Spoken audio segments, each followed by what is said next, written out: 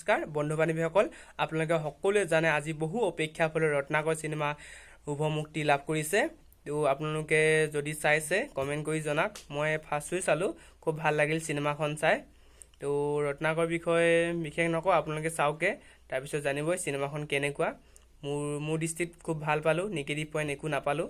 চিনেমাখন আমাৰ খুবেই প্ৰয়োজন। এনেকুৱা চিনেমা আমাৰ অসমীয়া ফিল্ম ইণ্ডাষ্ট্ৰি জীয়াই থাকিবলৈ হ'লে এনেকুৱা ধৰণৰ চিনেমা খুবেই প্ৰয়োজন। তেতিয়া আমাৰ অসমীয়া ফিল্ম ইণ্ডাষ্ট্ৰিটো জীয়াই থাকিব। যদি আমি হিন্দী চিনেমাই চাওঁ কেৱল, তেন্তে আমাৰ অসমীয়া ফিল্ম ইণ্ডাষ্ট্ৰি নাইকিয়া হৈ যাব। সেইকাৰণে আপোনালোকক ৰিকমেণ্ড কৰিছোঁ, চাওকগৈ চিনেমাখন ভাল, আপোনালোকৰ কোনো লছ নহয় চিনেমাখন চালে। তো মই ৰিকমেণ্ড কৰিছোঁ চাওকগৈ চিনেমাখন ৰত্নাকৰ। তো ৰত্নাকৰ বহুতো নপুৰণি অভিনেতাবিলাক দেখিব পোৱা যায়।